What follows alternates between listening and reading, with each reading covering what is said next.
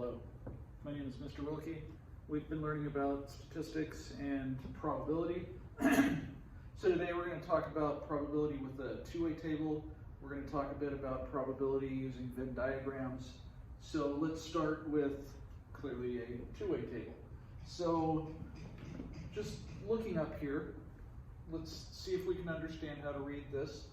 This is how people are registered. Registered as Democrats, registered as Republicans, registered as independents. This is their age groups, 18 to 24, 25 to 34, 65 to 74. Clearly we skipped some people, but that's okay.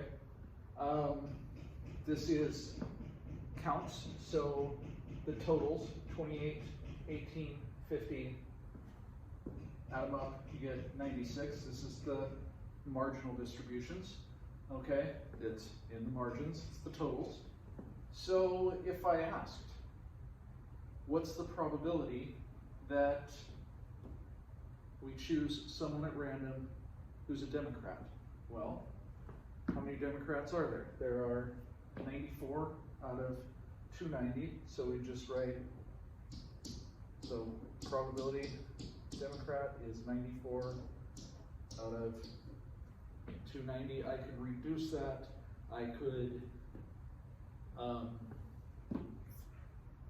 was going to use my phone calculator to figure that out, and I remembered, oh yeah, that's what I'm using the film with. So I could use a calculator and reduce that. It's what, 47 out of 145? It's pretty close to a third, right? Yeah, okay. More independents than yes, there are. Okay, good to know. So, cool. Now, what's the probability that a person we choose at random is between 25 and 34? Now, from this sample, okay? Clearly, there are more 25 to 34-year-olds than there are 18 to 24-year-olds, but we stratified this, obviously. Okay, glad we got that worked out. But if I were to pick someone off of this, it'd be 96 out of 290, okay? We see how this works. Now, what's the probability that a person is a Democrat given they're between 25 and 34? So we'd write it like this.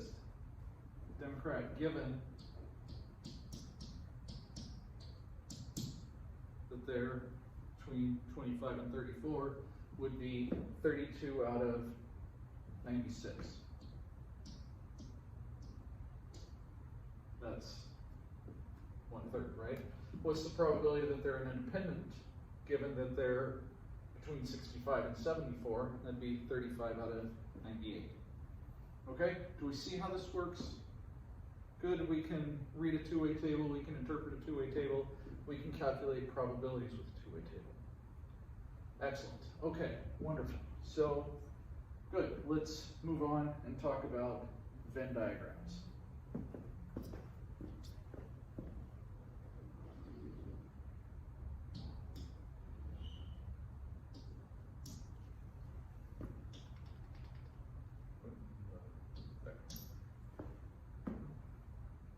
This is A. Now, if I wanted to look at this, let's say, let's use a six-sided die, okay? So if I said A is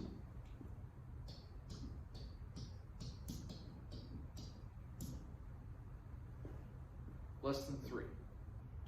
All right, well, what goes here? 1, 2, what goes out here? 3, 4, 5, 6. What's the probability of A? Would be what? 1, 2 out of 6? Or 1/3. All right? What's the probability of a complement? That would be 1, 2, 3, 4 out of 6, or 2/3. Does it make sense that A plus A complement is 1? Yeah, because that's the sample space, right? That's the probability model. Okay, good. Now, what if we have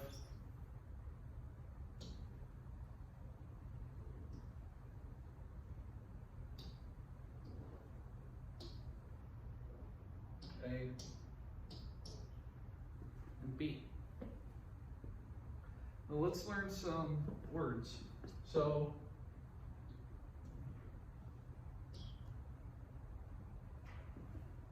I'm just looking at A.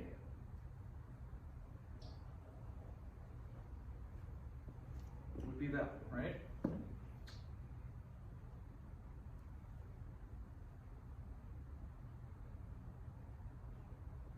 There it is. Okay. All right, that is A. If I'm just looking at B, obviously it's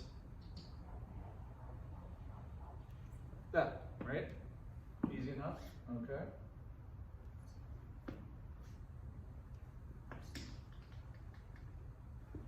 Now, what about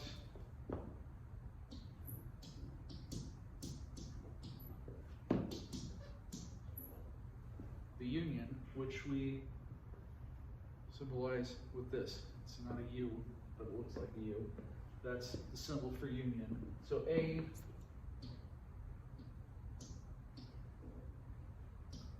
union B is anything that's in A or B or both, okay? So A union B would look like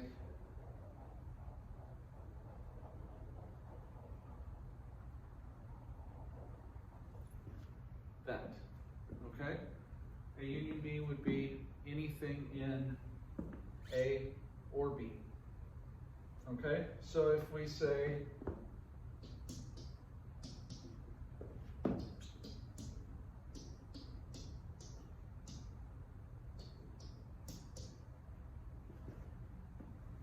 A union B is the same as A or B. Now it's the inclusive or, including the intersection, the overlap, not the exclusive or. Exclusive or would be A or B, but not both.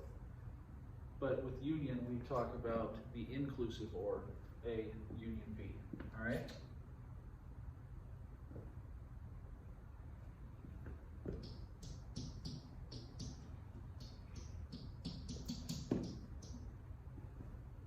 And the intersection. Okay, the intersection is going to be the same as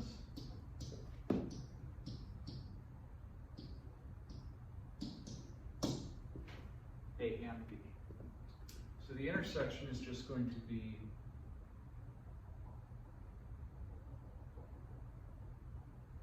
that bit right there. Okay? So A intersect B is just where they overlap.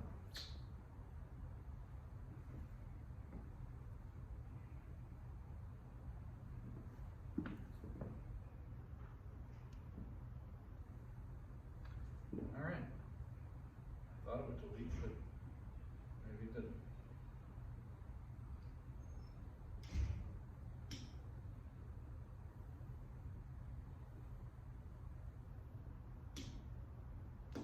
Okay, let's just erase it then. Thought I could do cool things with this, but it did not work as well as I hoped. All right, so A intersect B is the overlap. Now, we had A was less than 3. So A is less than 3, let's make B, how about even? Okay, so less than 3 would be 1 and 2. Even would be 2, 4, and 6. So we're going to write it like this. And then we've still got 3 and 5 out there. So what's A? A is still, or the probability of A is still 1/3. What's the probability of B? Well,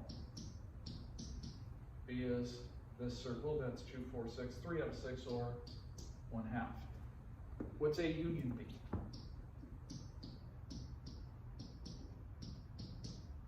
Do we remember how to do it? Are these mutually exclusive?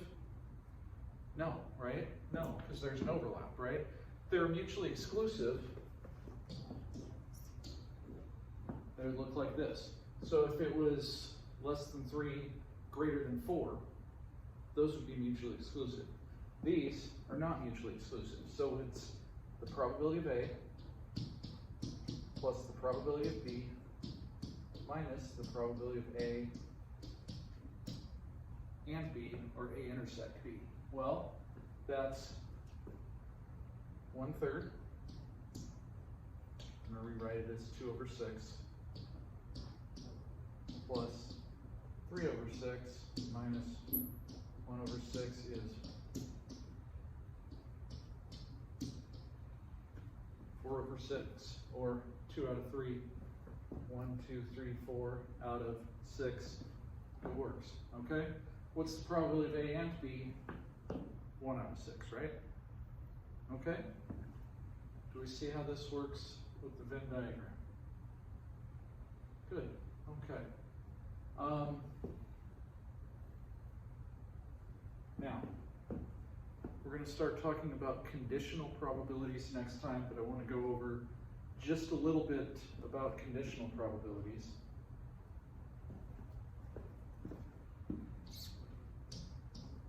Using the Venn diagram. So the probability of A given B. Well, let's think about it. A given B would be, well, there's 1 out of 3, right? Does that make sense? The probability that it's in A, given that it's in B, well, there's 3 of them that are in B. 1 of those 3 is in A. So the probability of A given B is 1 out of 3. What's the probability of B given A? Well, the probability of B given A would be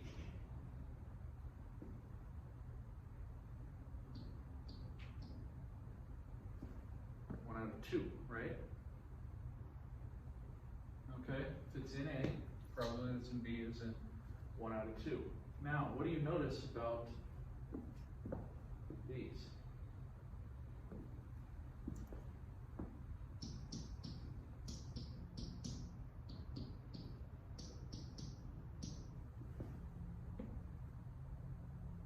Probability of A given B is 1 out of 3, that's the probability of A.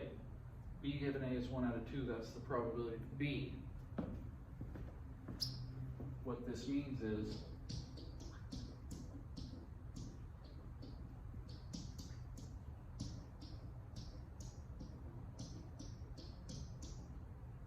these are independent, okay? So the fact that it's in B had no bearing on how likely it was going to be in A. Okay, the fact that it was in A had no bearing on how likely it was going to be in B. Okay, so those are independent. Does that make sense? All right, does anybody have any questions? We're good? Okay, cool. All right, well, in that case, thank you for listening. Thank you for coming. Thanks to Slayer for the t-shirt. And yeah, I will see you guys soon.